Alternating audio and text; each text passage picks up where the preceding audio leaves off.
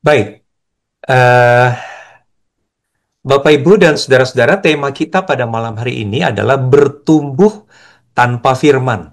Jadi, temanya memang demikian bunyinya, bertumbuh tanpa firman. Kita biasanya di dalam tradisi kekristenan kita seolah-olah seperti sudah di luar kepala kita selalu menganggap bertumbuh ya dengan firman.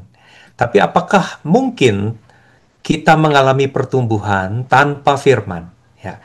Jadi bagian yang akan kita gali bersama-sama itu akan terambil dari Injil Yohanes pasal 14 ayat 21 sampai ayat 31. Nah, saudara-saudara, kita ada kesempatan 2 minggu untuk membahas topik ini. Nah, di dalam 2 minggu itu saya membaginya menjadi dua bagian. Yang pertama-tama untuk hari ini, Selasa 5 Agustus, kita akan bicara menggunakan satu kata tanya yang akan memandu kita, yaitu kata tanyanya adalah why, ya, mengapa. Lalu minggu depan kita akan menggunakan lagi satu kata tanya untuk memandu kita. Kata tanyanya adalah how, bagaimana.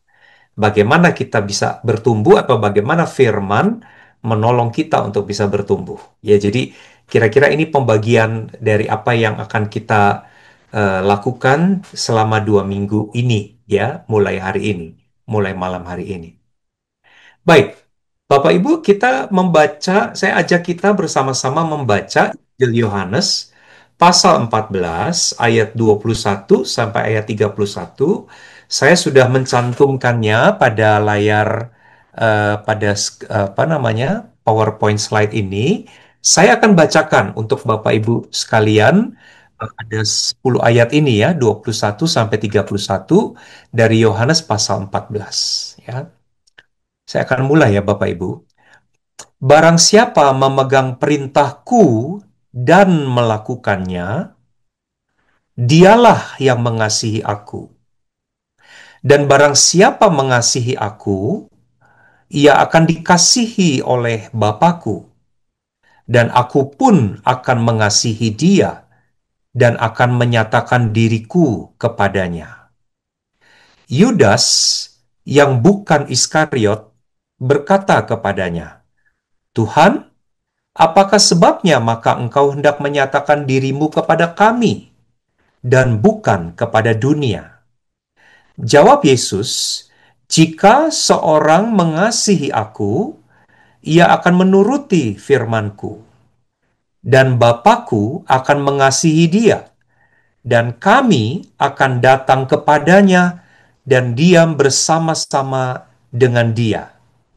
Barang siapa tidak mengasihi aku, ia tidak menuruti firman-Ku.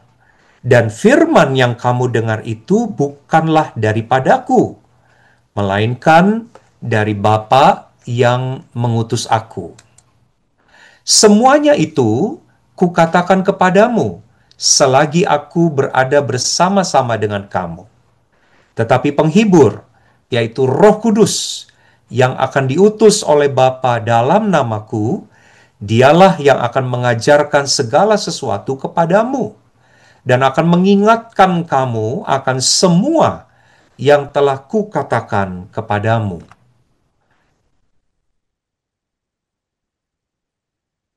Damai sejahtera kutinggalkan bagimu. Damai sejahteraku kuberikan kepadamu. Dan apa yang kuberikan tidak seperti yang diberikan oleh dunia kepadamu. Janganlah gelisah dan gentar hatimu. Kamu telah mendengar bahwa aku telah berkata kepadamu, aku pergi, tetapi aku datang kembali kepadamu. Sekiranya kamu mengasihi aku, kamu tentu akan bersuka cita karena aku pergi kepada Bapakku, sebab Bapa lebih besar daripada aku.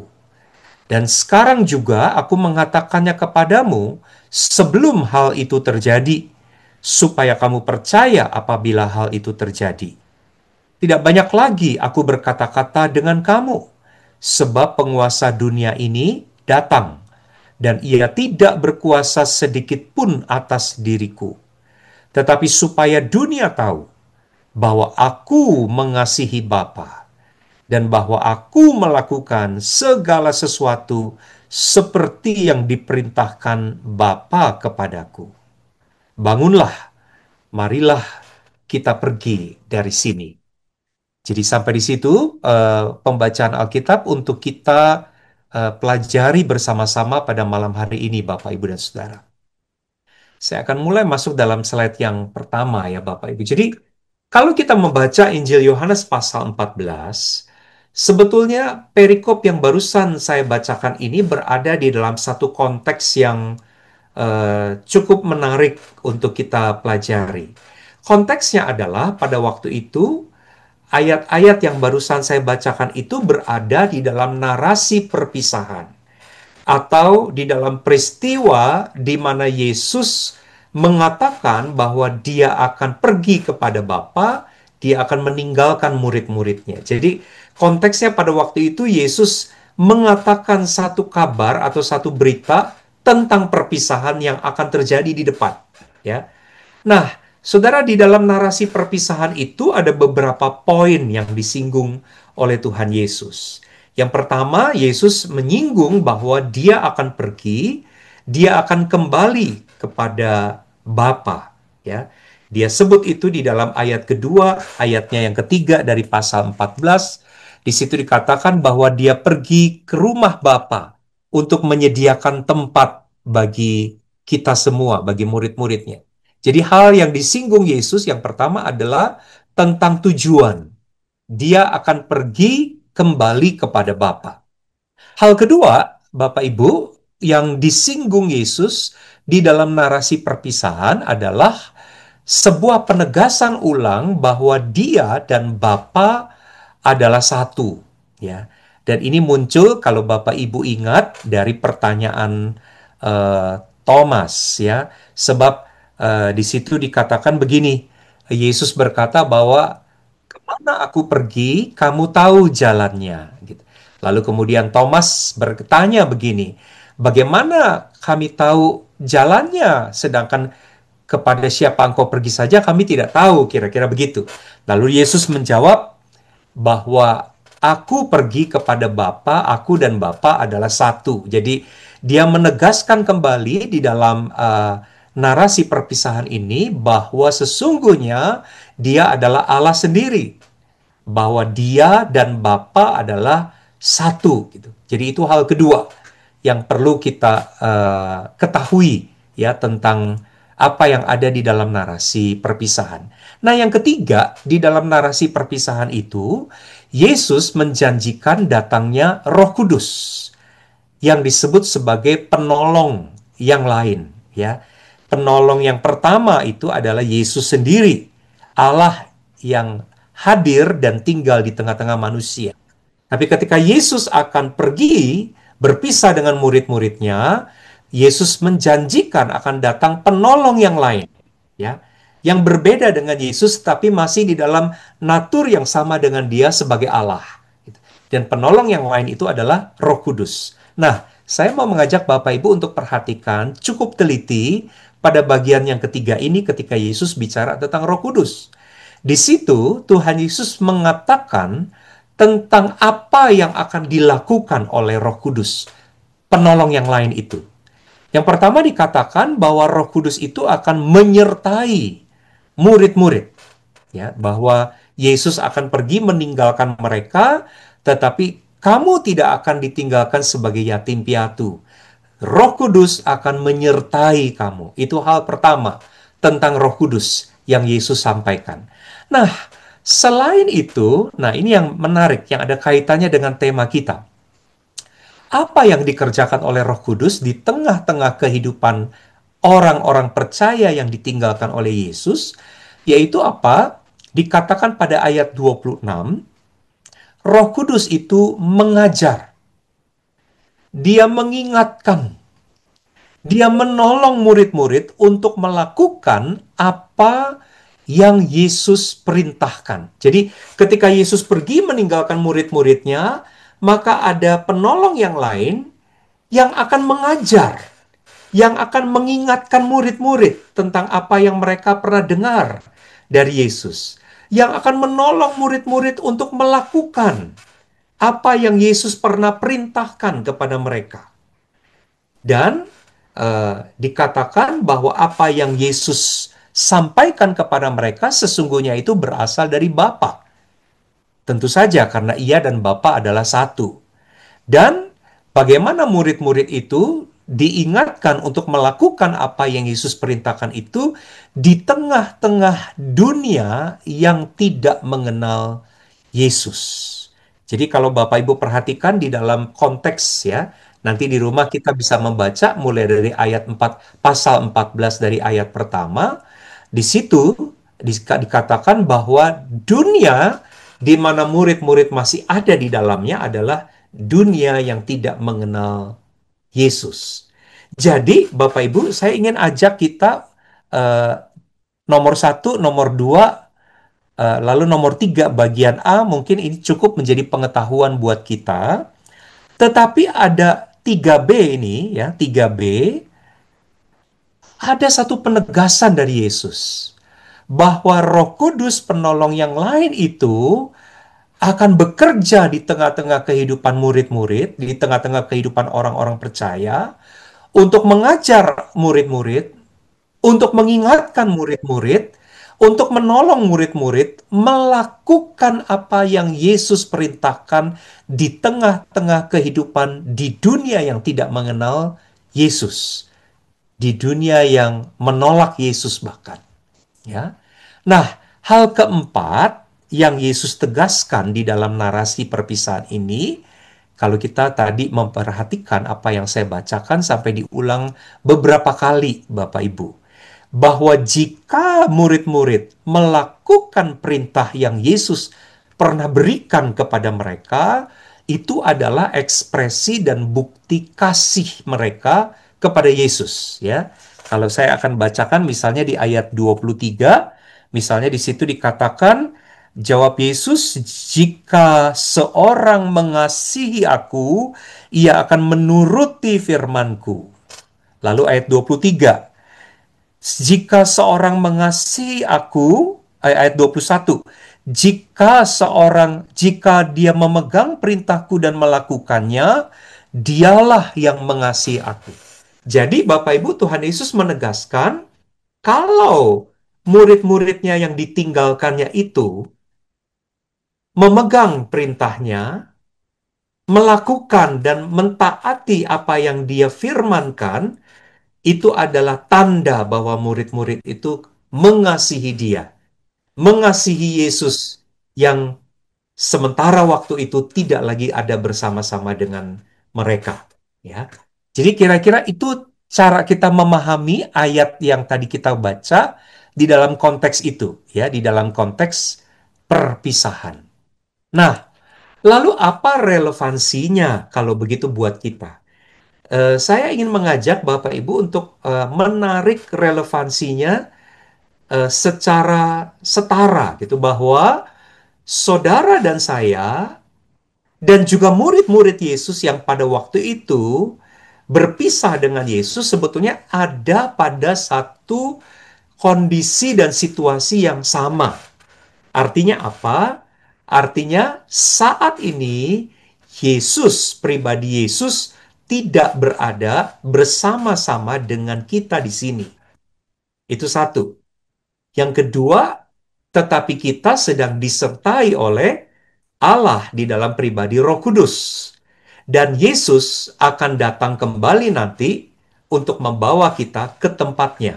Ya, seperti yang dia katakan di dalam pasal 14, supaya di mana aku berada, kamu pun berada. Jadi sebetulnya kondisi murid-murid yang pada waktu itu ditinggalkan, itu sama dengan kondisi kita sekarang. Makanya itu ada satu makna yang secara apple to apple kita bisa tarik gitu. Karena memang ini bicara tentang murid-murid atau bicara tentang orang-orang percaya dalam kondisi yang betul-betul sama. Nah, kalau begitu ketika kita baca ayat ini ya, maka ada dua hal yang sebetulnya perlu diperhatikan dari apa yang Yesus katakan tadi. Ya, khususnya dari ayat 21 sampai ayat 31 itu. Ada dua hal setidaknya buat kita. Yang pertama, Bapak, Ibu, dan saya hidup dalam masa di mana Roh Kudus berkarya. Dan apa karya atau pekerjaan Roh Kudus saat ini di dalam hidup kita? Kalau kita merujuk kembali kepada apa yang dikatakan Tuhan Yesus, bahwa aku akan mengutus seorang penolong yang lain. Dia akan melakukan apa? Ini yang akan dilakukan. Yang pertama, Roh Kudus akan menyertai orang percaya, tetapi bukan hanya menyertai, bukan hanya sekedar menemani, tetapi secara aktif, Roh Kudus akan mengajar orang percaya tentang apa yang Yesus katakan, atau mengajar firman Tuhan kepada orang-orang percaya. Roh Kudus akan mengingatkan orang percaya akan firman Tuhan, akan apa yang Yesus pernah katakan. Yang ketiga, Roh Kudus akan menolong orang percaya melakukan apa yang Yesus perintahkan.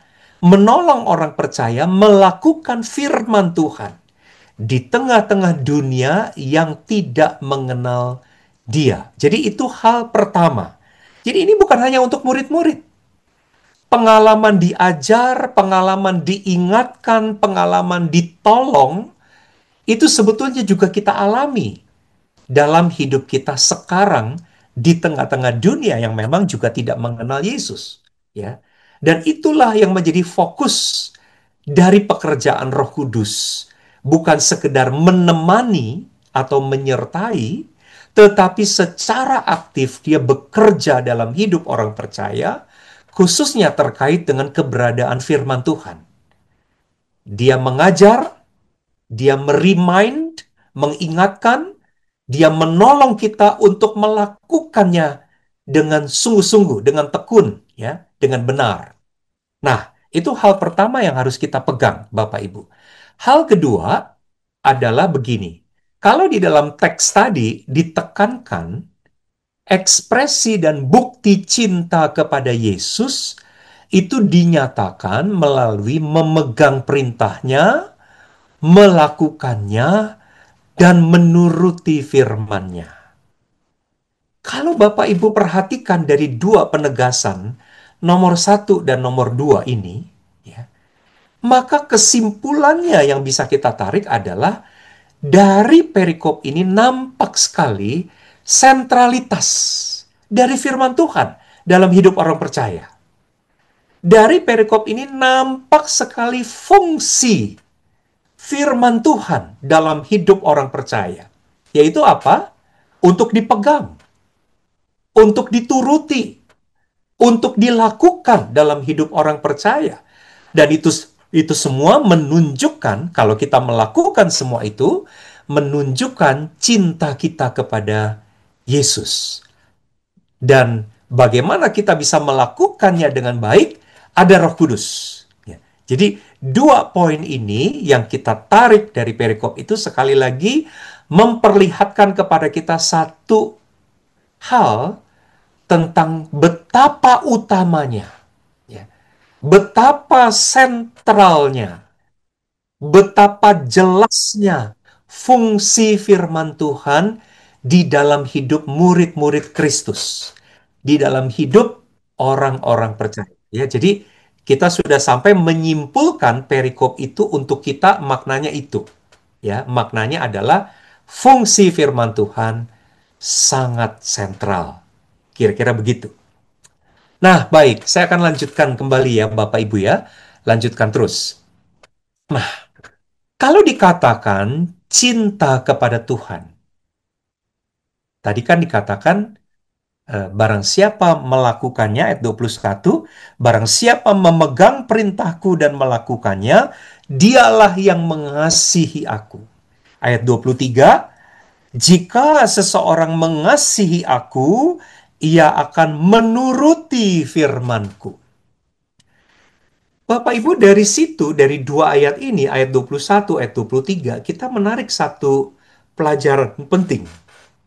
Cinta atau kasih Rupanya bukan sekedar rasa. Kadang-kadang orang memaknai cinta itu seperti rasa, ya. Rasa cinta, feeling, ada feeling of love gitu. Merasa cinta. Tapi Bapak Ibu, Tuhan Yesus memberikan satu pemaknaan yang jauh lebih dalam tentang mencintai Dia. Mencintai Dia bukan tidak cukup hanya sekedar merasa mencintai Dia. Mencintai Dia adalah tentang melakukan sesuatu bagi Dia. Gitu. Jadi cinta itu bukan feeling buat Yesus. Buat Yesus, kalau betul murid-muridnya dan betul kita semua orang-orang percaya ini mencintai Dia, maka cinta itu adalah bicara tentang doing, bukan tentang feeling. Karena ayat 21 dan ayat 23 sama sekali tidak bicara tentang feeling, tapi bicara tentang doing. Saya ulang lagi ayat 21 ya. Barang siapa memegang perintahku dan melakukannya, dialah yang mengasihi aku. Ayat 23, jika seseorang mengasihi aku, dia akan menuruti, dia akan obeying, mentaati, mematuhi firmanku. Gitu. Jadi, kalau betul bicara mencintai Yesus, artinya kita melakukan sesuatu kepada Yesus. Nah, apa atau dengan cara apa Bapak Ibu melakukan sesuatu sebagai tanda cinta kita? Ayat 21 dan ayat 23 tidak mengatakan yang lain, ya. Doing-nya bukan dengan cara memberi kado, memberi hadiah, memberi persembahan. Walaupun saya percaya memberikan persembahan untuk Tuhan itu adalah ekspresi cinta kita juga kepada Tuhan. Tetapi dalam konteks ayat ini, Yesus tidak bicara yang lain tentang ekspresi cinta murid-murid kepada Dia. Hanya satu dikaitkan dengan cinta itu, yaitu apa? Firman. Jadi, firman bukan hanya sekedar punya tempat yang sentral dalam hidup orang percaya, sampai Roh Kudus itu bekerja dengan begitu giat untuk membangkitkan firman di dalam hidup kita, tetapi firman itu juga adalah ekspresi cinta.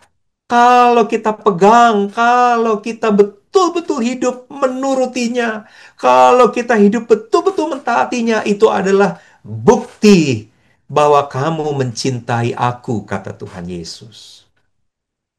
Hmm. Saya lanjut ke poin yang kedua, Bapak Ibu. Benar bahwa kita bisa dibentuk. Bahkan kita bisa bertumbuh menjadi semakin kuat dan dewasa melalui beberapa sarana yang Tuhan sediakan.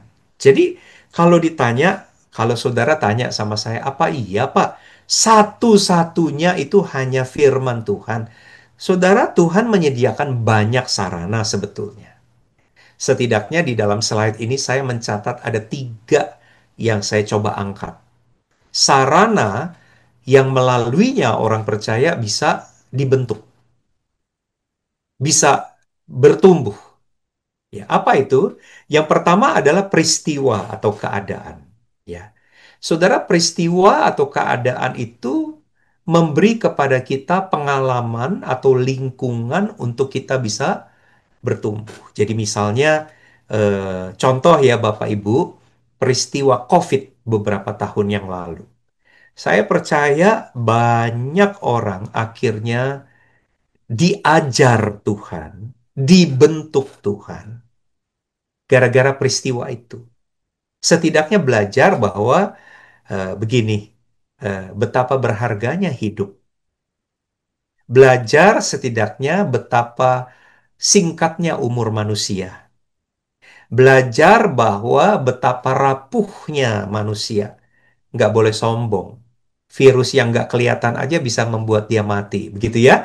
Jadi pengalaman, peristiwa, keadaan bisa nggak mengajarkan kepada kita satu pelajaran? Bisa. Bisa nggak mengubahkan hidup kita, mengubahkan sikap kita yang tadinya mungkin sombong, yang tadinya mengandalkan kekuatan kita sebagai manusia atau mengandalkan harta kekayaan kita, lalu gara-gara pengalaman COVID itu kemudian kita diubahkan. Tentu bisa. Jadi memang pengalaman, peristiwa, keadaan itu memberi kepada kita lingkungan ya, atau memberi kepada kita experience, pengalaman untuk kita bisa yang di dalam dan melaluinya kita bisa dibentuk, kita bisa bertumbuh. Yang kedua adalah orang-orang. Bapak Ibu, selain dari peristiwa, Tuhan juga memakai orang. Kalau Bapak Ibu ingat betapa Bapak Ibu dan saya bisa sampai kepada titik di mana kita ada pada hari ini, itu nggak lepas dari Tuhan memakai orang-orang. Yang pertama adalah setidaknya mungkin orang tua kita yang mengajarkan, memperkenalkan Tuhan pertama kali kepada kita, yang mengajar kita berdoa, ya kan? Lalu Tuhan pakai misalnya Lause eh, mengajar sekolah minggu. Tuhan memakai para penginjil, para pendeta untuk bisa berkhotbah, menyampaikan firman Tuhan dan melaluinya kita dibentuk, gitu kan? Jadi Tuhan bisa memakai orang baik secara positif, tetapi juga orang-orang yang menyebalkan, orang-orang yang menjengkelkan. Ya. Saudara dan saya bisa dilatih, dibentuk kesabarannya ketika Tuhan memakai orang-orang yang menjengkelkan untuk membentuk kita, membentuk karakter sabar misalnya. Jadi ada yang secara negatif, ada yang positif, tetapi intinya adalah selain peristiwa, Tuhan juga bisa memakai orang. Nah, yang ketiga, Tuhan, ini ya, poin ketiga ini, Tuhan memakai firman-Nya untuk memberikan kepada kita kebenaran yang kita butuhkan untuk kita bisa bertumbuh. Nah, Bapak Ibu, kalau kita melihat, ternyata setidaknya di dalam slide ini ya, ada tiga sarana. Lalu apakah kita bisa berkata begini? Lah kalau begitu ngapain dengan firman? Ya, udah susah, dibaca kadang-kadang nggak ngerti, waktunya lama, gitu kan? Kan enakan lewat peristiwa, nggak usah pakai belajar-belajar, nggak usah pakai menyempatkan waktu, ya kita menjalani hidup kita 24 jam sehari, ya di dalamnya juga kita bisa belajar gitu. Jadi nggak perlu ada waktu khusus yang disediakan. Dan beberapa orang akhirnya punya prinsip seperti itu, Bapak Ibu. Nggak perlu firman. Firman itu hanya salah satu. Firman bukan satu-satunya. Coba lihat tuh slide-nya Pak Irwan itu ya.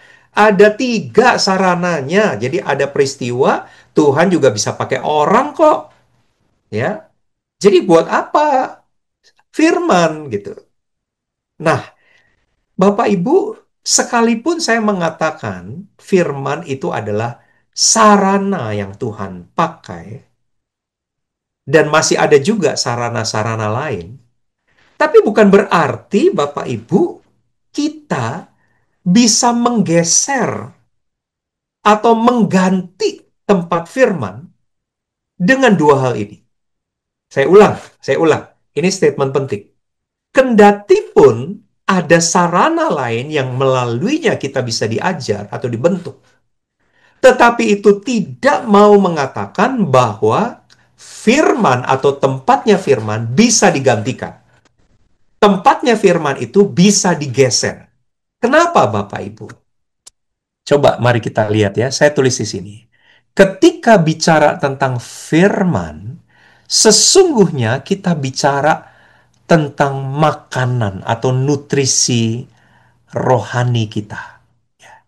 Jadi kita bicara tentang sesuatu yang secara esensial kita butuhkan. Sesuatu yang secara esensial nggak bisa tanpanya, tanpa hal itu. Ya. Contoh, saya mau pakai analogi ya. Seorang bayi bisa nggak belajar berjalan karena diajar berjalan oleh papa mamanya atau oleh babysitter? Bisa. Jadi memang dia bisa berjalan dengan bantuan orang lain, ya, dipegangin tangannya, dia diajak berjalan melangkah selangkah selangkah. Jadi memang bisa dengan bantuan orang dia bisa belajar berjalan. Tetapi coba Bapak Ibu bayangkan, kalau bayi itu tidak memasukkan apa-apa ke dalam tubuhnya, kalau dia tidak punya makanan, tidak menyantap makanan, tidak memperoleh nutrisi yang secara apa ya, secara esensial dia butuhkan, nggak mungkin. Jangankan jalan, hidup aja enggak, ya kan Bapak Ibu? Jangankan berjalan, bayi yang tidak makan nggak mungkin hidup, nggak mungkin berkembang tubuhnya. Jadi Bapak Ibu, kalau kita coba kembali lagi kepada bahasan kita tentang firman, ya, kita memang bisa diajar Tuhan lewat banyak sarana. Tetapi sekali lagi, sarana-sarana yang dengannya kita bisa belajar tidak bisa menggantikan tempat firman Tuhan yang adalah nutrisi, yang adalah makanan yang kita butuhkan, yang tidak bisa kita hidup tanpanya. Jadi, saya tulis di dalam poin satu, kita memang bisa dibentuk dan belajar dari peristiwa. Kita memang bisa belajar dari orang-orang yang kita jumpai, tetapi dapatkah kita bertumbuh menjadi dewasa dan kuat tanpa pernah menerima makanan kita? Kan nggak mungkin, Bapak Ibu.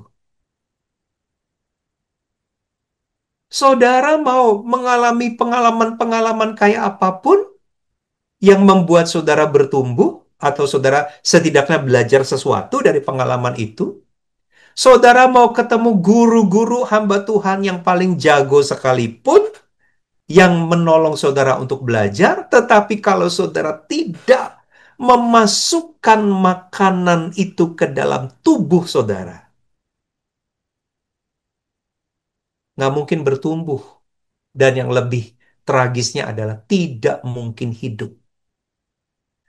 Karenanya, saudara-saudara, eh, ketika perikop yang kita baca ini pesan Tuhan Yesus, ya, mau mengatakan begini, ya, ketika kamu memegang firman-Ku, mentaati firman-Ku, melakukan firman-Ku adalah wujud cinta kita kepada Tuhan, maka itu mau mengatakan bahwa tidak bisa firman itu dikesampingkan.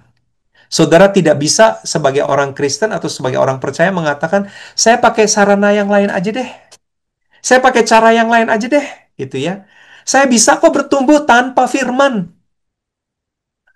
Coba itu seperti orang ngomong begini, saya kok bisa kok hidup dan bertumbuh tanpa makan, memasukkan makanan apapun dalam tubuh saya. Itu kan sebetulnya mustahil. Ya Bapak Ibu, mustahil.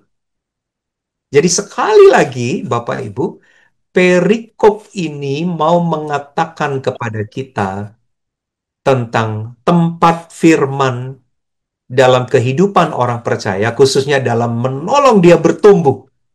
Itu adalah sesuatu yang sangat substansial dan esensial gitu. Jadi yang sangat mendasar, yang sangat penting, yang tidak tergantikan dengan apapun juga. Nah, Bapak Ibu, hari ini ada, tadi saya sempat menyinggung ya sedikit, ada beberapa orang Kristen punya prinsip, kalau udah firman, itu pasti susah, pasti makan waktu, pasti repot, pasti mesti ikut kelas ini, kelas itu, kelas PA ini, kelas PA itu. Udahlah, saya bisa kok bertumbuh tanpa firman.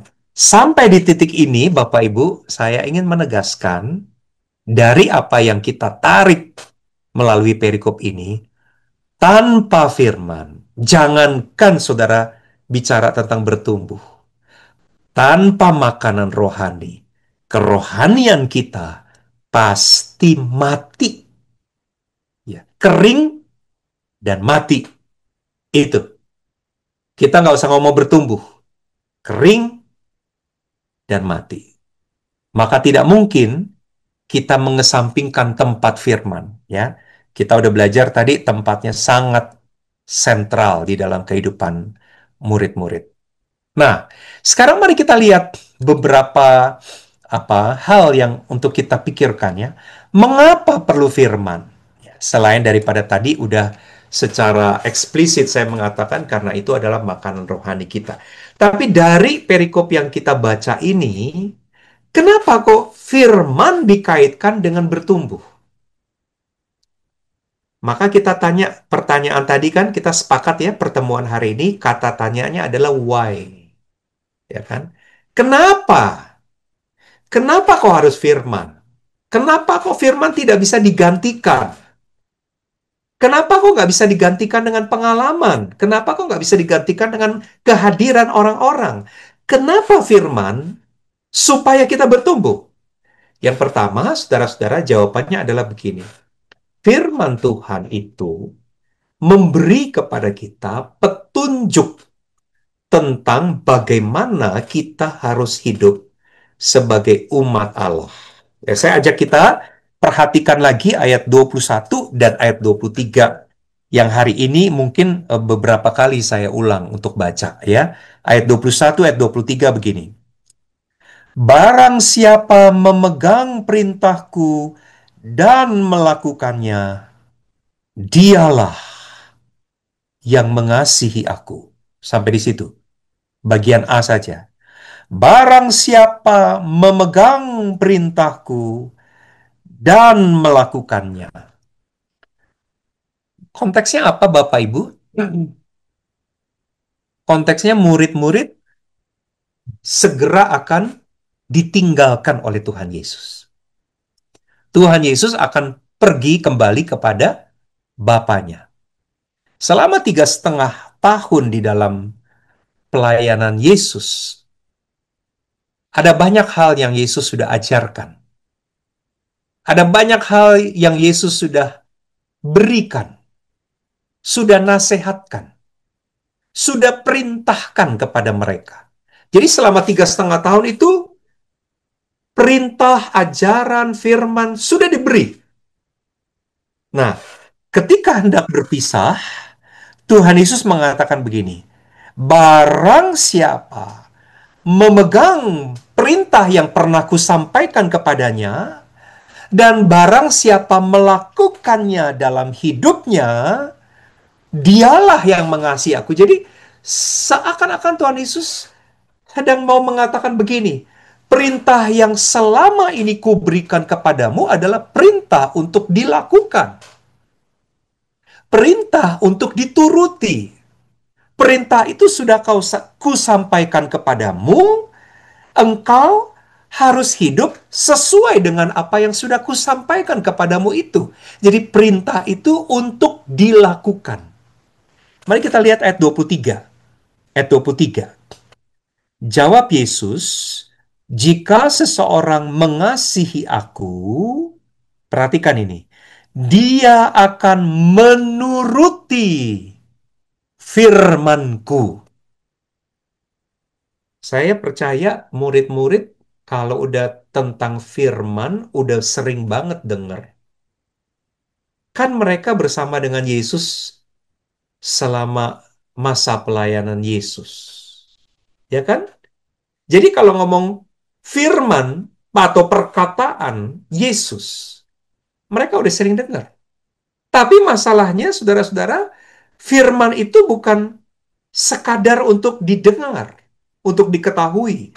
Tuhan Yesus mengatakan nanti sepeninggal aku, ya, ayat 23, barang siapa menuruti firmanku, barang siapa hidup seperti yang aku firmankan, yang sudah aku sampaikan kepadanya, dialah yang mengasihi aku. Jadi, kita melihat di sini dari dua ayat ini, Bapak Ibu, firman itu, saya di poin kedua ini memakai sebuah metafora ya. Itu laksana blueprint blueprint tentang bagaimana sebuah rumah itu harus dibangun. Jadi kalau arsitek mau membangun sebuah rumah atau sebuah gedung, Bapak Ibu, biasanya kan membuat cetak birunya ya, blueprintnya, gambarnya, ya kan? Lalu besaran rasio di gambar itu dengan rasio yang sebenarnya itu perbandingannya itu sama, begitu. Jadi blueprint itu adalah gambaran tentang bagaimana rumah yang akan dibangun ini harus dibangun, gitu. Kalau kamarnya ada di bagian sebelah belakang, ya nanti memang waktu ngebangun kamar ya memang harus ditaruh di bagian belakang itu gitu. Jadi blueprint adalah tentang bagaimana sebuah rumah itu harus dibangun. Nah, sama. Ketika Bapak Ibu dan saya belajar firman Tuhan, firman Tuhan itu laksana atau memberi kepada kita sebuah gambaran tentang hidup seperti apa yang Tuhan harapkan dari kita. Jadi kita harus membawa hidup kita seperti apa. Nah, itu ada di dalam blueprintnya. Dan blueprintnya itu adalah, gambarannya itu adalah firman Tuhan. Jadi makin Bapak, Ibu, dan saya membaca firman, kita makin mengerti mustinya hidupku ini harus bagaimana gitu. Mustinya itu pikiranku, omonganku, sikapku itu harus bagaimana sebagai orang Kristen. Blueprintnya itu disampaikan oleh Tuhan di dalam firman-Nya. Makanya akhirnya ketika kita baca, poin 3 ya, waktu kita baca firman, akhirnya kita tahu bahwa pikiran, perasaan, tindakan kita dalam hidup ini harus diarahkan menuju pola, ya, menuju pattern yang Allah inginkan supaya terwujud dalam hidup orang Kristen, gitu. Nah, Bapak Ibu, itulah sebabnya kita tidak mungkin ya, membawa hidup kita bertumbuh tanpa firman. Kalau saudara hanya sekadar mengandalkan peristiwa-peristiwa, kalau saudara hanya sekedar mengandalkan hadirnya orang-orang, kita tidak mengerti kita harus bertumbuh seperti apa. Kalau kita tanya di dalam Alkitab, kita mestinya bertumbuh seperti apa? Seperti Kristus. Seperti Kristus itu seperti apa? Baca Alkitab.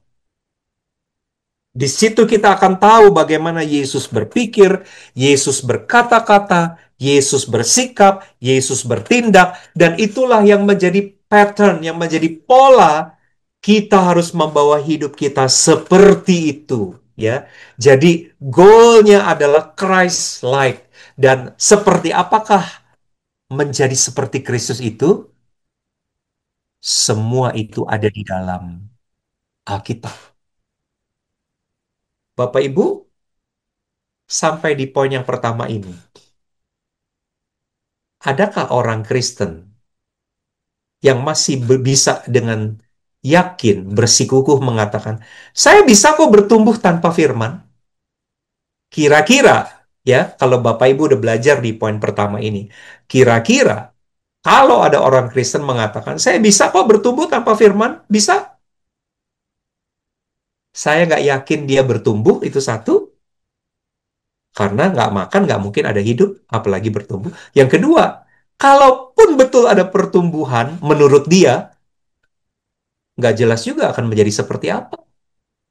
Karena nggak ngerti bertumbuh harus menjadi seperti apa, polanya siapa, teladannya atau gambarannya adalah gambaran siapa. Nggak jelas. Saudara, hanya orang-orang percaya yang tetap tinggal di dalam firman dan firman tinggal di dalam dia, dia bisa bertumbuh. Kenapa? Di dalam firman itu dia mendapatkan satu gambaran clear sekali, jelas banget. Aku harus bertumbuh seperti itu. yakni seperti Yesus. Seperti apa yang Yesus mau, seperti apa yang Yesus sudah contohkan, seperti apa yang Yesus perintahkan. Dan itu semua ada di dalam firman. Ya, Bapak Ibu tolong diingat-ingat ya. Jadi, kenapa harus firman? Karena firman memberi kita petunjuk tentang bagaimana kita harus hidup sebagai umat Allah. Nah, yang kedua, nih Bapak Ibu ya, mari kita lihat kenapa kok harus firman? Emang nggak cukup pengalaman? Emang nggak cukup orang-orang? Kenapa kok harus ada firman? Nah, saya ingin mengajak Bapak Ibu belajar tadi menggali konteks. Kenapa tadi saya mulai dengan konteks? Jadi murid-murid yang ditinggalkan oleh Yesus itu ditinggalkan di tengah-tengah. Kalau Bapak Ibu baca ya, saya akan bacakan ayat pasal 14.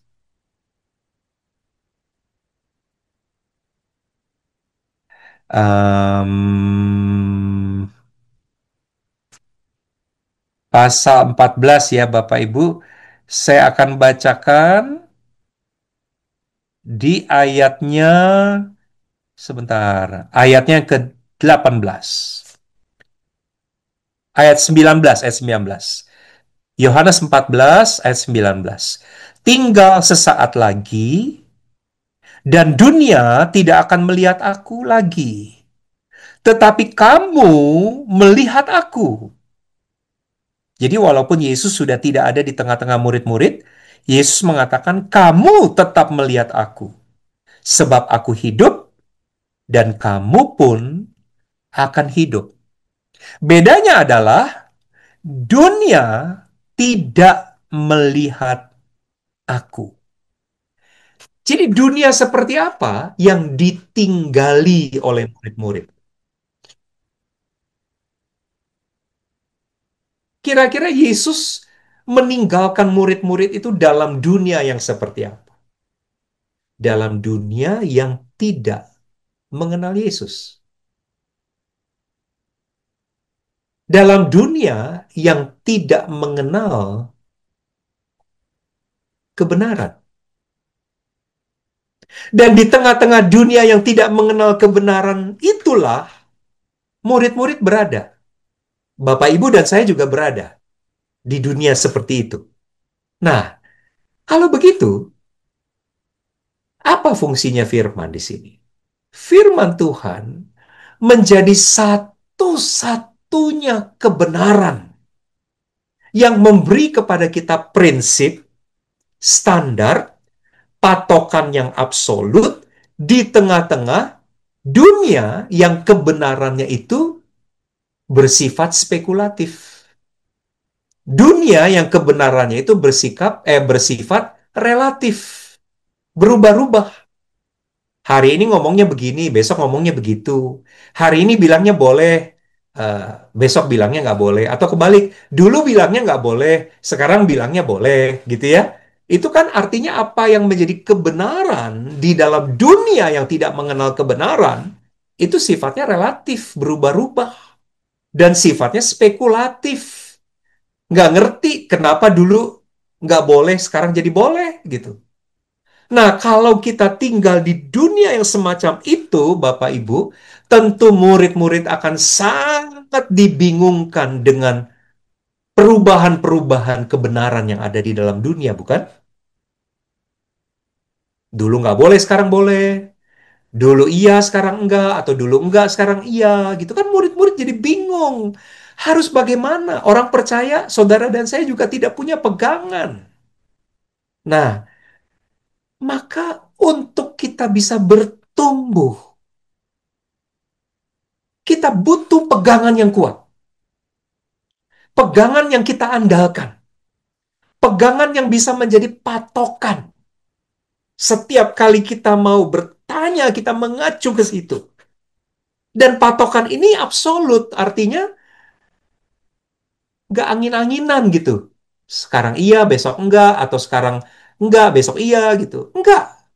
Artinya kalau iya ya iya, kalau enggak ya enggak. Itulah yang disebut patokan yang absolut. Nah, Bapak Ibu, coba bayangkan ada empat hal yang seringkali dijadikan kebenaran atau standar oleh dunia. Yang pertama itu, coba Bapak Ibu bandingkan budaya. Budaya, ya. Jadi budaya itu selalu atau culture itu selalu bicara tentang apa yang orang banyak lakukan.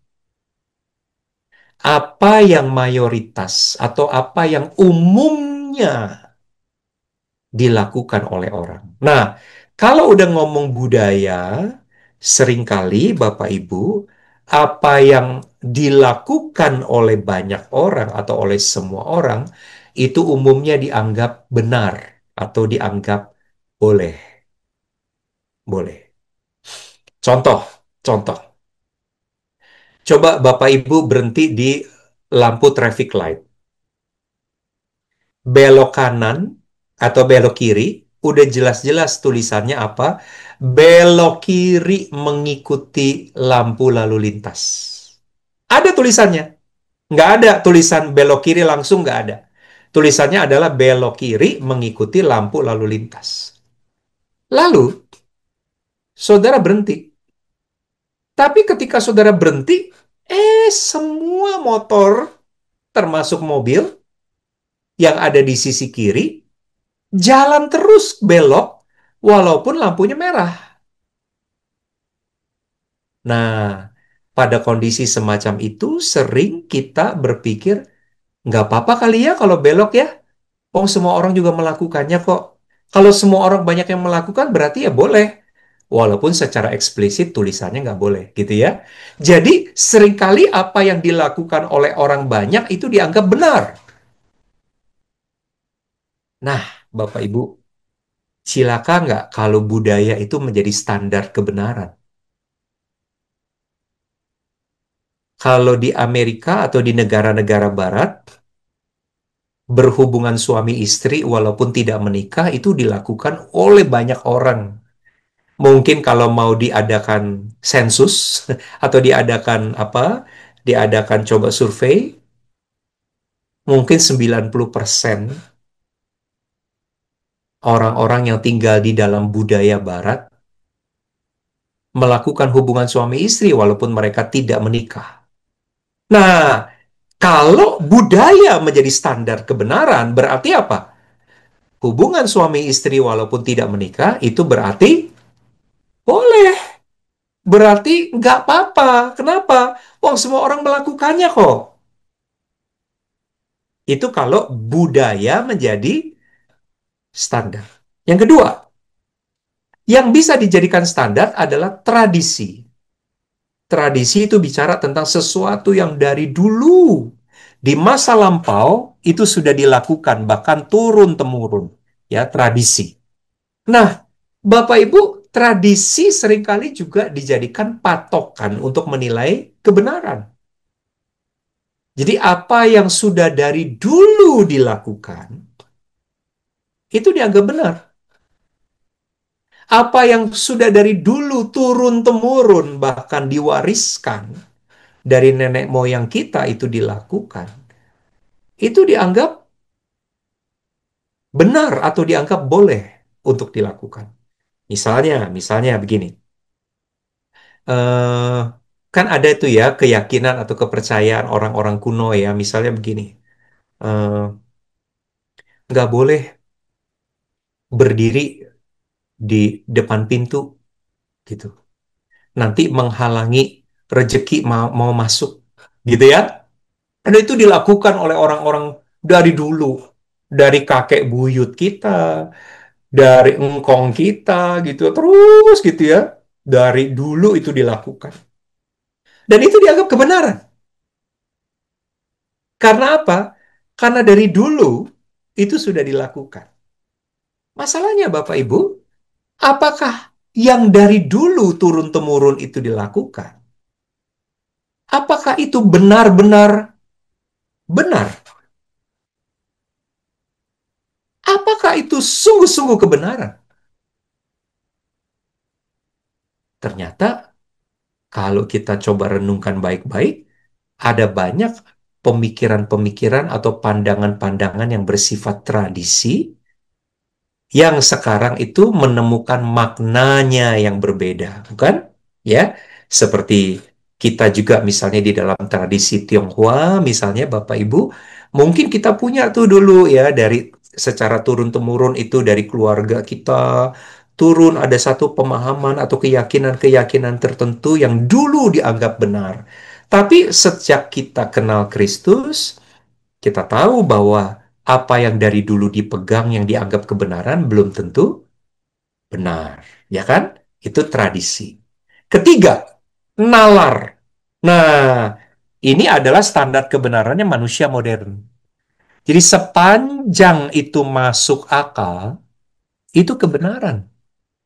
Sepanjang itu bisa, maaf, sepanjang itu bisa dicerna oleh akal budi, itu dianggap kebenaran. Bapak Ibu, masalahnya adalah ada kebenaran yang melampaui akal kita. Ya kan? Kalau orang-orang, kalau para ateis itu selalu berprinsip begini, yang masuk akal itulah kebenaran. Yang tidak masuk akal atau yang irasional itu sudah pasti tidak benar. Saudara, kalau kita bicara mujizat, bicara Tuhan, itu bukan irasional. Tuhan atau mujizat itu adalah trans rasional. Itu melampaui, itu betul-betul berada di atas kemampuan akal budi kita. Jadi kalau nalar itu dijadikan patokan untuk kebenaran, ngeri banget, ngeri banget. Karena ternyata ada kebenaran yang memang melampaui akal kita, bukan irasional, bukan tidak masuk akal, tetapi melampaui akal. Ya. Yang terakhir, yang keempat, emosi. Emosi atau perasaan juga seringkali dijadikan patokan untuk menilai kebenaran. Tapi kalau udah ngomong emosi atau perasaan, pasti spekulatif, bukan? Rasa-rasanya gitu ya, kalau udah pakai rasa-rasanya. Kelihatannya, kalau udah kelihatannya itu kan berarti relatif. Sesuatu yang relatif, sesuatu yang spekulatif, nggak bisa dijadikan pegangan, Bapak Ibu. Sebab bisa berubah sewaktu-waktu. Gitu. Kalau Bapak Ibu jadikan sesuatu menjadi pegangan dan itu bersifat spekulatif atau relatif, wah rugi banget kita. Kita akan susah sekali karena kita berpegang kepada sesuatu yang tidak bisa diandalkan. Berubah-berubah. Nah, kembali lagi. Kalau gitu kenapa firman? Kalau kembali ke konteks Yohanes 14, Bapak Ibu. Murid-murid ada di tengah-tengah dunia yang tidak mengenal kebenaran. Dunia yang standar kebenarannya adalah budaya, yang standar kebenarannya adalah tradisi, dunia yang standar kebenarannya adalah nalar, dunia yang standar kebenarannya adalah perasaan. Dan tidak ada satu dari empat hal ini yang bisa kita pegang untuk kita jadikan sandaran. Nggak bisa. Karena semuanya itu relatif. Lalu, apa yang menjadi pegangan kita untuk eh, kebenaran, satu-satunya standar kebenaran, patokan yang absolut, yang dengannya kita bisa pegang, ada apa kita mengacu ke situ, ada sesuatu kita bisa mengukurnya, melihatnya dari perspektif itu. Satu-satunya adalah firman Tuhan. Jadi Bapak Ibu, kalau Bapak Ibu sekali lagi, saya akan menanyakan pertanyaan begini. Bisa nggak orang Kristen yang hidup di dunia zaman ini bertumbuh tanpa firman? Kalau tanpa firman, yang adalah standar kebenaran, kita akan bingung, Bapak Ibu. Kita akan diombang-ambingkan oleh dunia, ya. Misalnya hari ini apa yang dulu dianggap tidak boleh, misalnya kalau kita bicara tentang LGBT ya Bapak Ibu, sekarang ini kayaknya udah menjadi lebih lunak gitu ya. Oh, boleh kok gitu kan. Jadi kalau kita tidak punya pegangan kebenaran, kita akan dibingungkan oleh standar dunia. Karena standar dunia ini selalu berubah. Tapi ketika seorang percaya punya firman Tuhan, maka dia punya pegangan. Mau seperti apa ombak di atas lautan mengombang-ambingkan kapal, selama jangkarnya itu kuat, maka dia nggak akan kemana-mana, Bapak Ibu. Ya, jadi itulah sebabnya nggak mungkin kita bisa bertumbuh kalau nggak ada firman. Yang terakhir, supaya ada waktu buat kita tanya jawab. Yang terakhir, kenapa firman? Kenapa firman menolong kita bertumbuh? Bapak Ibu ingat, firman adalah perkataan Allah. Ya. Kalau kita melihat di ayat 21, ayat 23 kembali ya, dikatakan barang siapa melakukan perintahku dan melakukannya, ayat 23, barang siapa menuruti firmanku, saudara perkataan, kalau saudara berkata-kata kepada seseorang, di dalam kata-kata itu pasti ada banyak hal yang mau disampaikan.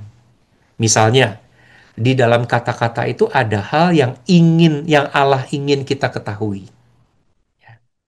Misalnya kalau saudara ngobrol sama orang, saudara berkata-kata kepada orang lain, eh, kemarin anakku tuh juara satu loh di sekolah gitu ya. Berarti kan ada informasi di dalam kata-kata saudara, ada informasi saudara ingin orang lain ketahui. Jadi dalam kata-kata kita bisa menyampaikan informasi untuk diketahui. Dalam kata-kata kita juga bisa menyampaikan perasaan. Misalnya, saya ini capek banget loh seminggu ini. Pekerjaan saya padat dari pagi hingga malam, gak ada istirahat. Capek sekali badan saya. Jadi kita bisa menyampaikan apa? Bukan hanya informasi, tapi juga bisa menyampaikan perasaan kita. Ya, perasaan penat, perasaan lelah, ya, perasaan yang betul-betul jenuh, gitu. Kita bisa sampaikan. Ada juga di dalam kata-kata itu kita bisa menyampaikan kehendak. Kehendak. Misalnya, eh, weekend ini saya akan masak bakmi. Saya berharap kamu bisa datang ke rumah saya. Jadi dari kata-kata saya bisa menyampaikan kehendak supaya orang yang saya ajak ngomong itu tahu apa yang saya kehendaki, yang saya harapkan. Nah, Bapak Ibu, sekali lagi ketika kita bicara firman yang adalah perkataannya Allah, maka di dalamnya kita bisa mendapatkan ada hal yang Allah mau kita ketahui. Saudara, misalnya kalau kita bicara Tritunggal, ya, nggak usah jauh-jauh ya, perikop kita Yohanes 14 ini secara implisit, tetapi juga secara eksplisit, itu bicara tentang realitas Allah kita sebagai Allah Tritunggal. Yang ketika saudara baca, saudara tahu gitu ya. Ketika Yesus ngomong, aku dan Bapa adalah satu, tetapi Bapa akan mengutus Roh Kudus di dalam namaku. Dari situ saudara belajar apa? Belajar informasi tentang Tritunggal, bukan? Jadi di dalam firman itu, di dalam perkataan Allah, ada hal yang Allah ingin kita ketahui. Kadang-kadang ada bagian-bagian firman yang di dalamnya Allah berbicara, ingin menyampaikan perasaannya, betapa dia sedih dengan dosa-dosa kita. Kadang-kadang di dalam perkataan-perkataan Allah itu ada kehendaknya, keinginannya yang kita tangkep. Kita sadar betul ini yang Allah mau untuk aku lakukan gitu ya. Nah, jadi ketika kita belajar perkataan Allah, kalau kita memperhatikannya, tadi Tuhan Yesus mengatakan, itulah tandanya bahwa kamu mengasihi aku. Kamu cinta kepadaku. Bapak Ibu, pernah nggak Bapak Ibu ngalamin saudara ngomong tapi nggak diperhatikan orang? Nggak enak ya. Saudara ngomong diabaikan orang, nggak didengerin orang. Nggak enak bukan? Tapi ketika saudara ngomong, atau kita ganti, ketika Tuhan ngomong kepada kita, dan kita memperhatikannya, Tuhan Yesus katakan, aku tahu itulah bukti cintamu kepadaku. Sebab kamu mendengarkan apa yang ingin aku sampaikan. Karena ada hal yang aku ingin kamu ketahui. Kamu mendengar apa yang ingin kusampaikan karena perasaanku ingin kusampaikan kepadamu. Kamu mendengar apa yang ingin kukatakan karena kehendakku kunyatakan kepadamu. Jadi ketika kita memperhatikannya itu adalah ekspresi cinta kita. Dan disitulah Bapak Ibu ketika kita belajar tentang apa yang Tuhan ingin kita ketahui. Kita belajar tentang apa yang Allah rasakan. Kita belajar tentang kehendak Allah dalam hidup kita. Disitulah kita akan bertumbuh. Jadi bisakah kita bertumbuh tanpa firman? Bisakah kita bertumbuh tanpa mengerti apa yang Allah ingin kita ketahui? Apa yang Allah ingin sampaikan kepada kita? Bisakah kita bertumbuh? Jawabannya adalah tidak mungkin, Bapak Ibu. Tidak mungkin. Nah, saya rasa cukup segini pertemuan pertama kita. Nanti kita akan masuk dalam diskusi, Bapak Ibu, dan kita akan sambung lagi percakapan kita di minggu depan. Saya kembalikan dulu kepada Santo Pausan ya, silakan. Terima kasih untuk penyampaian materinya, Pak Irwan. Ya, sangat menegur, sangat mengingatkan, juga sangat meneguhkan untuk setiap kita yang benar-benar mendisiplin diri membaca firman. Ini sangat memotivasi. Terima kasih ya Pak Irwan. Dan saya membuka ruang tanya jawab kepada setiap kita Bapak Ibu Saudara. Dan pertama-tama saya akan membacakan dulu yang dalam kolom chat ya Bapak Ibu Saudara. Ada beberapa pertanyaan. Yang pertama, Pak Irwan, kita kan hidup di dunia yang sibuk. Ada banyak hal yang harus dikerjakan. Apakah tidak cukup, Pak, kalau membaca, mendengar firman itu hanya di hari Minggu? Toh kita juga ketika mendengarkan serius, kita juga belajar mempraktekkan. Itu Pak, apa nggak cukup gitu? Baik, Bapak atau Ibu yang mengajukan pertanyaan ini, saya tidak menafikan bahwa kita hidup di tengah dunia yang sibuk. Tapi di tengah dunia yang sibuk kan tiap hari Bapak Ibu makan kan? Seenggaknya kalau saudara diet, sekali saudara makan dalam satu hari. Tapi yang normal kan saudara makan 3 kali sehari. Dari Senin sampai ke Senin. Gitu. Untuk tubuh saja, kita sadar bahwa kita membutuhkan sesuatu yang sangat esensial, sesibuk apapun kita. Kita mungkin bisa menunda makan, tapi kita tidak bisa tidak makan. Sakit. Mati kita kalau betul-betul nggak makan. Mungkin seminggu masih bisa tahan, tapi sebulan, setahun, nggak mungkin. Jadi kalau untuk jasmaniah kita saja kita memperhatikan asupannya, sesibuk apapun, sebetulnya makanan rohani itu adalah sesuatu yang juga kebutuhan kita setiap hari. Setiap hari. Yang kita nggak bisa mengatakan ini cukuplah sekali seminggu gitu. Kalau saudara konsisten begitu, mestinya saudara mengatakan cukuplah saudara makan sekali seminggu. Makan nasi sekali seminggu cukup. Minum sekali seminggu cukup. Udah, jangan lagi makan, jangan lagi minum ya. Pokoknya seminggu sekali aja gitu. Kalau saudara sadar bahwa saudara tidak mungkin melakukannya dengan cara itu, maka sebetulnya kesadaran kita harusnya juga berada pada aspek kerohanian kita. Bahwa kerohanian kita itu membutuhkan nutrisinya. Kira-kira begitu Pak Pausan jawabannya. Thank you, Pak Irwan. Artinya nggak ada alasan ya, Pak ya, eh, apapun itu di tengah sibuknya kita membaca firman setiap hari itu adalah sebuah panggilan, calling, bukan pilihan ya.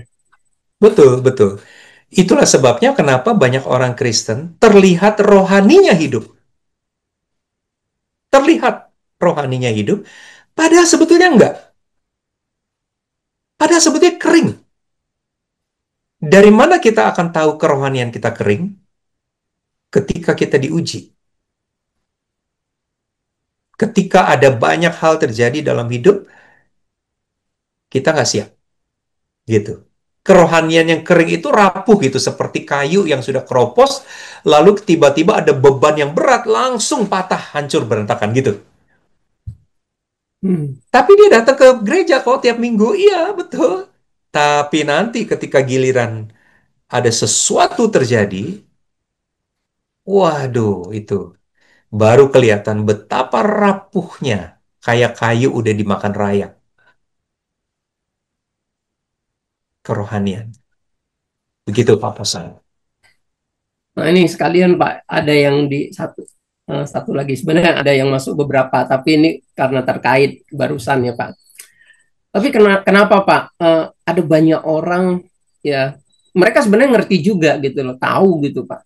Tapi kenapa tetap kayak tidak tertarik, malas membaca merenungkan firman, juga ditambah lagi dengan alasan, aduh, aku nggak ngerti ini, juga, aduh, aku udah tua, atau aduh, aku sulit nih, kadang-kadang baca malah nggak ngerti, ngantuk juga untuk apa gitu.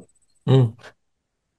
Eh, Menurut saya kalau nggak ngerti, pasti ada cara untuk membuat kita mengerti. Pasti. Kita tahu juga Tuhan tadi memakai orang misalnya. Ya kan? Ada cara kok untuk kita belajar dari orang. Gitu. Tapi bukan berarti tidak mengerti, lalu kemudian kita nggak makan gitu. Tidak mengerti, ada cara untuk kita belajar, menolong kita mengerti. Walaupun itu susah, iya susah. Ya kan? Saya yakin anak kecil pun untuk mengunyah makanan dari awal itu susah. Makanya ada yang diemut lama, nggak mau dikunyah-kunyah. Ada yang, maaf ya, Bapak Ibu, ada yang dikeluarkan kembali, begitu. Anak kecil juga sebetulnya nggak nyaman belajar ngunyah, gitu. Tapi dia memang kan belajar, gitu. Nggak bisa enggak, gitu. Karena itu sesuatu yang memang sangat dia butuhkan dan tidak bisa hidup tanpanya, gitu. Apakah karena dia tidak bisa mengunyah lalu kemudian dia tidak dikasih makan? Karena dia susah mengunyah? Kan enggak. Ya kan? Alkitab saya percaya seperti momen-momen kita malam hari ini, di momen yang mungkin lebih santai, lebih dua arah sifatnya dibanding kebaktian minggu kan nggak ada tanya jawab ya. Ini adalah salah satu cara kita belajar. Kadang-kadang kita bisa belajarnya di dalam kelompok, kelompok pemuritan atau kelompok di mana kita belajar firman bersama-sama, atau satu gender kaum ibu belajar bersama-sama, PA si wanita misalnya gitu. Apapun itu, yang penting kita belajar gitu. Artinya sulit, iya. Saya nggak bilang mudah loh. Sulit, iya. Tapi bukan berarti tidak bisa dipelajari. Bahkan hari ini ada begitu banyak resources, buku-buku bantu menolong kita untuk memahami satu teks Alkitab gitu. Nah, persoalannya adalah mungkin yang utama bukan sulit. Persoalannya adalah tidak menganggap itu menjadi sesuatu hal yang penting. Mulut kita ngomongnya penting, tapi in action kita tidak menunjukkan bahwa itu penting gitu. Dan seringkali Bapak Ibu, menurut saya kita akan belajar arti dari sesuatu pada waktu kita sudah kehilangan sesuatu itu. Contoh ya, kalau bicara orang, papa mama misal orang tua, kita kadang-kadang nggak begitu menggubris kehadiran orang tua kita, sampai nanti kalau papa mama udah nggak ada, nah baru kerasa, aduh ya kenapa dulu aku nggak begitu gitu ya. Firman juga begitu. Kalau Bapak Ibu perhatikan orang-orang yang tidak mendapat kesempatan belajar firman, karena Alkitab tidak bisa diperoleh dengan bebas. Waduh, betapa hausnya mereka akan firman. Kita yang di sini Alkitab bisa lebih dari satu di rumah, malah disia-sia, nggak dibaca sama sekali. Jadi kita tidak menganggapnya, menurut saya kita tidak menganggapnya itu sebagai hal penting. Karena kalau teknis, susah, ada caranya.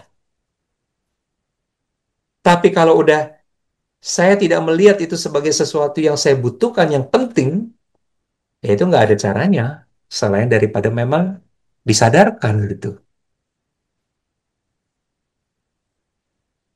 Begitu Pak Pausan. Oke, thank you Pak Irwan. Malam, Pak Irwan, boleh saya bertanya? Silakan, Ibu Saya dengan Ibu namanya siapa? Shirley, Pak. Dengan Ibu? Ibu Siuli. Shirley. Ibu Iya, Shuli. Ya, silakan. iya. Saya ada baca firman setiap hari, tapi karena mata lelah, Mm, jadi kadang-kadang saya mendengarkan secara audio. mm, Tetapi kalau saya membaca secara audio itu suka sering kali terlewatkan. Jadi saya lebih sering mendengarkan khotbah dari Bapak Pendeta dari berbagai gereja atau dari Taiwan atau dari mana aja. mm, Apakah itu balance? Karena saya tahu membaca itu lebih meresap, tapi mata itu tidak bisa bertahan lebih daripada setengah jam. mm. Menurut Bapak, gimana baiknya ya? Ya, Sih, ya. Pak. Terima kasih, Bu. Menurut saya, Bu, eh, kita semua pasti ada keterbatasan. Yang paling sesuai dengan kita, cara itulah yang bisa kita lakukan, gitu. Jadi, kalau Ibu masih bisa membaca, tapi kesulitan, mungkin akhirnya menjadi terbatas kan akses membacanya. Ya, Boleh nggak kalau betul. mendengarkan? Menurut saya boleh saja, boleh saja. Cuman begini, memang betul seperti tadi Ibu katakan, ketika kita melakukan Bible study, jadi self study gitu, belajar Ya, sendiri, itu pasti ya. jauh lebih asik, Bu. Ya, pasti jauh Betul. lebih asik. Jadi saya pernah baca satu buku gini. eh, Anda kalau mau makan lebih memilih, ini mungkin agak sedikit jorok ya Bapak Ibu ya, mohon maaf ya. Anda kalau makan lebih suka makan langsung, membawa makanannya langsung ke mulut saudara, lalu saudara yang kunyah-kunyah-kunyah, atau orang lain yang mengunyahkan buat saudara. Punya sendiri, Pak. Iya dong, kunyah sendiri dong ya. Aduh, kalau orang lain yang kunyahin kan jijik ya Bu ya. Iya. Ya, nah kadang-kadang, kadang-kadang eh, banyak orang Kristen, ini hanya analogi sih. Jadi banyak orang Kristen lebih suka makan yang dikunyahi orang lain. Dalam arti apa? Dalam arti sebetulnya dia punya kesempatan untuk self study. Sebetulnya kelas-kelas PA seperti ini dibuka di gereja. Belajar Iya. gimana caranya pelan-pelan gitu ya. Tapi kayaknya orang lebih suka yang, aduh udah deh repot-repot, udahlah langsung denger aja dari pendeta ngomong apa gitu ya. Berarti kan itu sama kayak memakan makanan yang dikunyahin dari orang lain. Jadi orang lain yang kunyah, kita yang makan gitu. Tapi itu Nah, take long time juga, Pak, kalau dengar khotbah dari pendeta-pendeta dari gereja atau dari gereja lain gitu. Itu juga perlu waktu 1 jam, itu perlu konsentrasi juga, Pak. betul, betul. Itulah sebabnya saya tadi mengatakan apabila ada keterbatasan penglihatan atau keterbatasan apa gitu ya, tentu cara lain kita bisa lakukan.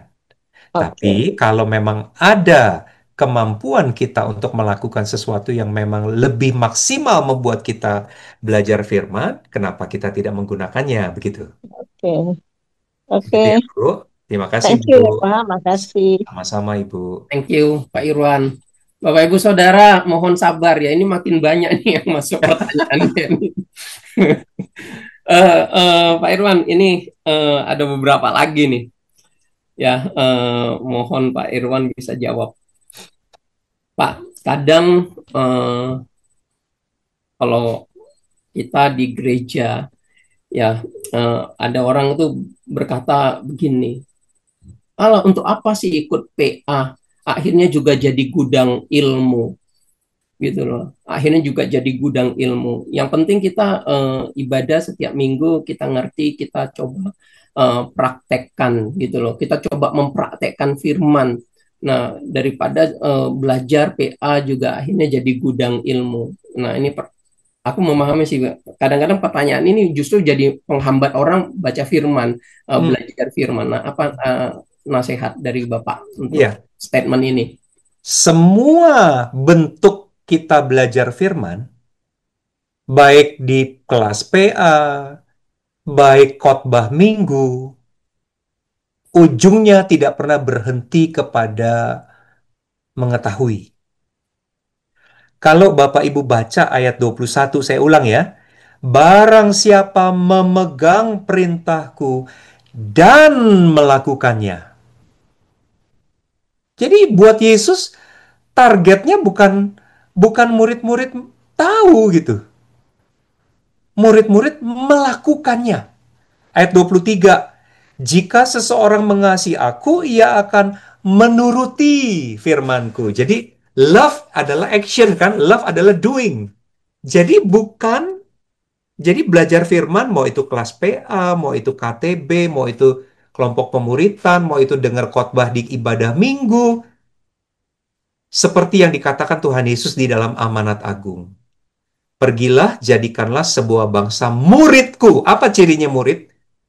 Dikatakan, baptislah mereka, ajarlah mereka melakukan.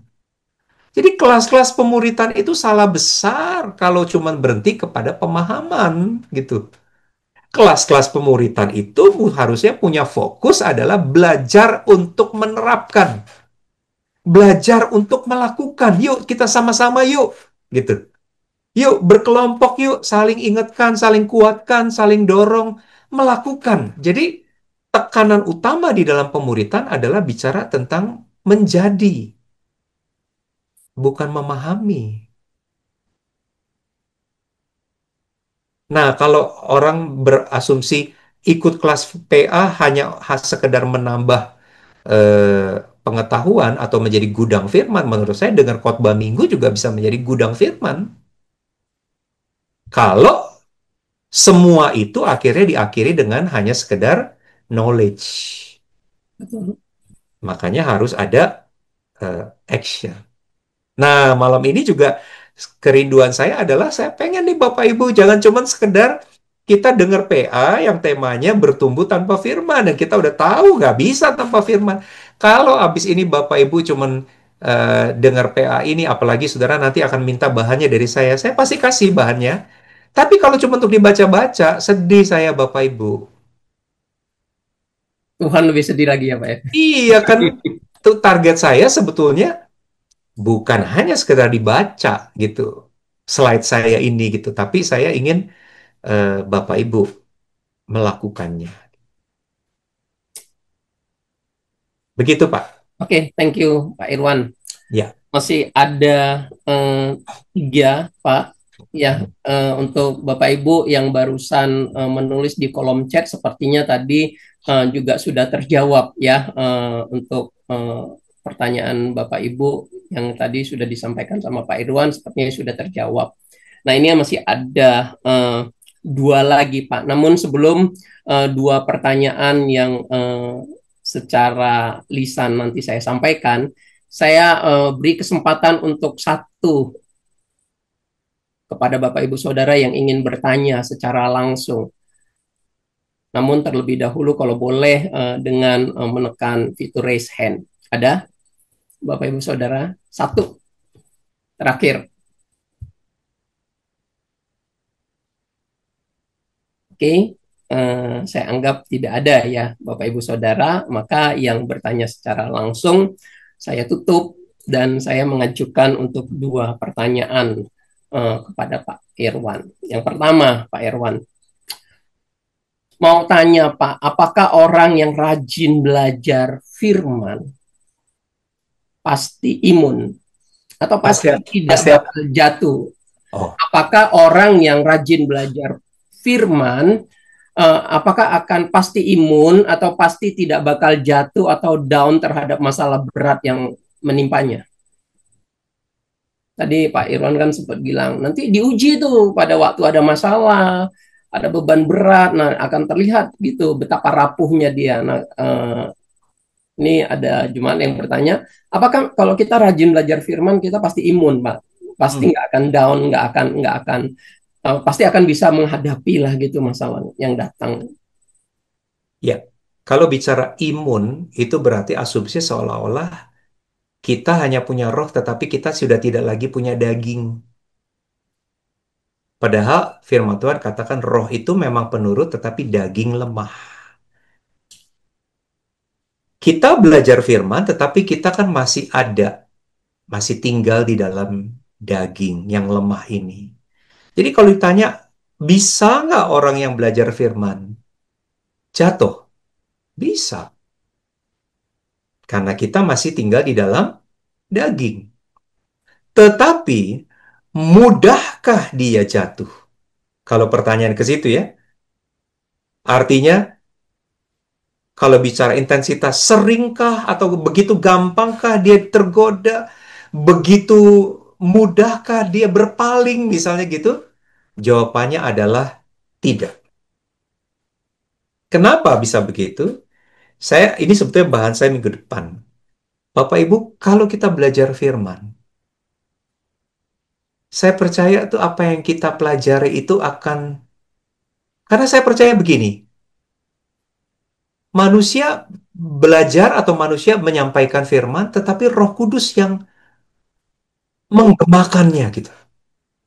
Jadi setelah Bapak Ibu dengar khotbah, tadi kan dikatakan Roh Kudus itu akan mengingatkan, mengingatkan. Jadi dia terus sampai berapa lama itu diingatkan? Lama Bapak Ibu. Roh Kudus terus ya, walaupun kita secara otak kita nih, kalau ditanya sama teman, minggu lalu pendetanya khotbah apa sih? Kagak tahu, udah lupa. Mungkin kita lupa. Dalam memori singkat kita, kita lupa. Tetapi misalnya kita ada dalam satu situasi, misalnya kita ada di tengah-tengah godaan, dan kita sangat mungkin tuh, secara kedagingan kita tuh udah berpikir tentang, gimana ya kalau sekali ini saya lakukan ya. Tetapi Roh Kudus juga bekerja di sisi yang lain. Untuk apa? Untuk mengingatkan. Ingat-ingatan akan firman yang pernah kita dengar yang mungkin secara otak kita sudah lupa pendetanya khotbah kapan, tapi kita tahu kita pernah dengar firman tentang itu. Dan Roh Kudus membawanya kembali ke permukaan memori kita untuk kita kemudian ingat kembali bahwa Tuhan pernah mengingatkan kita tentang hal yang satu ini gitu. Nah, jadi apakah dia bisa jatuh? Bisa kalau dia tidak taat kan? Akhirnya dia memilih kan untuk mendengarkan kedagingannya gitu. Tapi apakah kejatuhannya itu seperti orang yang tidak belajar firman? Kalau orang yang tidak belajar firman, dia udah langsung begitu digoda ya langsung terjatuh lah gitu. Tidak ada tidak ada sesuatu yang melindungi dia, yang mengingatkan dia. Tapi firman Tuhan yang kita pernah dengar itu justru memproteksi kita. Bahwa pilihan akhirnya, ya kalau saya bilang memproteksi bukan membuat kita jadi robot. Karena pilihan akhirnya tetap ada pada kita. Seperti Adam dan Hawa. Ya kan, kalau ditanya, mereka tahu firman nggak? Tahu. Tapi kan pada akhirnya mereka lebih memilih untuk tidak mentaati firman. Jatuh. Gitu. Begitu ya Pak Posen. Eh, tapi itu kan terhadap dosa, Pak. Yang dimaksud ibu ini nanyanya kalau dia entah kena masalah beban berat, maksudnya sakit gitu ya, yang Oh, serius sekali, atau dia sedang bergumul dengan permasalahan yang berat, yang sepertinya dia kelihatannya putus asa, mungkin apakah imun gitu ya? apakah pasti imun dia nggak akan putus asa, nggak akan kehilangan harapan atau bunuh diri gitu. Mungkin seperti itu yang dimaksud, Pak.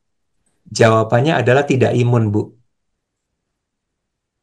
Tidak imun. Kalau Ibu ingat Ayub, Alkitab mencatat Ayub itu seorang yang sangat takut Tuhan, sangat mengasihi Tuhan, sangat dekat dengan Tuhan.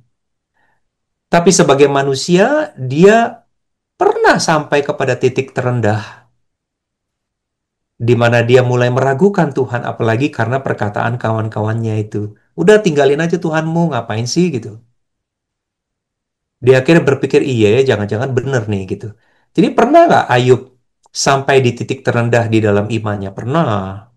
Ketika dia dipukul, ketika dia ada masalah, dia lemah. Tapi kalau Bapak Ibu lihat lagi, Ayub akhirnya kembali kepada kembali kepada apa? Titik awal di mana sebelum dia dicobai gitu. Artinya ada gunanya nggak belajar firman dalam saat-saat berat? Ada. Artinya memang tidak menjamin saudara tidak frustrasi, tidak menjamin saudara tidak putus asa. Sangat mungkin tuh, apalagi masalahnya sangat berat ya. Kita manusia biasa bisa putus asa. Tapi dengan hadirnya kekuatan dari firman itu menolong kita untuk bangkit dari keputusasaan kita itu. Begitu Pak Pausan. Kayak kita minum vitamin gitu ya Pak ya, pas ada masalah itu baru teruji di sana gitu ya. Ya, Bisa diyakini bahwa firman Tuhan itu ya dan amin. Tuhan pasti akan menolong orang-orang yang seperti ini bisa melewati kondisi sulit itu. betul, betul. Betul. Oke, ya mungkin terjawab ya Ibu ya. Nah, terakhir nih Pak. Dikatakan gereja harus bisa menjawab tantangan zaman. Ketika gereja ingin melayani umatnya atau orang mudanya khususnya ya. Nah, gereja harus bisa membaca zaman, harus sesuai zaman. Tapi kadang zaman dengan firman itu bertolak belakang, Pak. Eh, ini kadang sulit sekali bagi gereja, gitu loh. Harus sesuai zaman, melihat kondisi zaman supaya umat supaya gereja tidak ditinggal umatnya, atau harus sesuai firman. Dan kadang-kadang juga kebolak-balik gereja bisa salah mengambil langkah. Apa nasihat Bapak? Iya. Menurut saya gereja dan zaman tidak bertolak belakang. Kalau kita mengatakan statement itu berarti asumsinya adalah firman itu adalah zaman lampau sedangkan masa kontemporer adalah zaman sekarang dan ini berbeda. Menurut saya firman itu berlaku untuk setiap zaman. Artinya kebenaran itu tidak pernah berubah walaupun zamannya berubah. Yang seringkali terjadi adalah begini.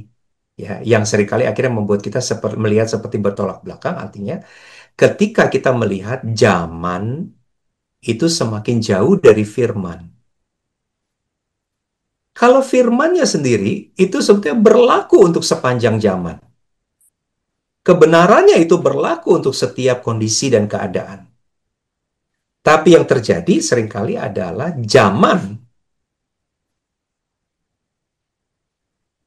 makin meninggalkan firman, makin meninggalkan prinsip kebenaran. Sehingga dari situlah kita kemudian menyimpulkan sesuatu yang sebetulnya agak meleset. Yang kita simpulkan adalah kayaknya kalau udah ngomong firman nggak sesuai deh sama zaman, gitu ya. Kadang-kadang akhirnya kesimpulannya begitu. Nah, sebetulnya firman bisa berbicara di setiap zaman, bahkan menggunakan apa yang ada pada zaman sebagai sarananya. Kebenarannya tidak harus berubah, tetapi kan caranya tidak harus seperti itu juga kan? Cara bisa berubah, tapi prinsip tidak berubah. Misalnya gitu. Pendekatannya atau metodenya atau apanya namanya fasilitas yang dipergunakannya bisa banyak, bisa berubah di setiap zaman. Tapi isinya kebenarannya tidak berubah untuk setiap zaman. Kalau kita bisa mengambil prinsip itu, maka kita akan mengatakan firman akan relevan untuk setiap zaman. Begitu, Pak Pausan. Thank you, Pak Irwan. Terjawab ya, Bapak Ibu. Oke, Bapak Ibu Saudara, kita akan mengakhiri PA Domba kita malam hari ini. Kembali ya, saya coba sedikit rangkum. Mengapa kita perlu bertumbuh? Mengapa kita perlu firman untuk bertumbuh? Karena firman itu bisa memberi petunjuk tentang bagaimana kita harus hidup sebagai umat Allah agar kita tidak salah gitu ya. Nah, firman itu menjadi yang kedua, firman itu menjadi satu-satunya kebenaran untuk menjadi standar atau prinsip untuk menilai zaman untuk kita bisa hidup berkenan sama Tuhan gitu ya. Dan yang ketiga, perkataan Allah adalah ungkapan kehendak Allah yang Allah mau kita memberi perhatian untuk kita memperhatikan ya, karena bagi Allah itu adalah ekspresi cinta kita kepada Dia ketika kita memberi perhatian. Jadi tiga hal ini ya Bapak Ibu Saudara kiranya boleh kita renungkan, kita bawa pulang dan kita praktekkan ya Bapak Ibu Saudara. Oke, sebelum kita menutup di dalam doa, satu closing statement dari Pak Irwan untuk kita, Pak. Apa tuh malam ini? Closing statement-nya adalah antitesis dari tema kita. Kita tidak mungkin bertumbuh kalau kita berada di luar firman dan firman berada di luar kita. Itu saja, Pak. Amin.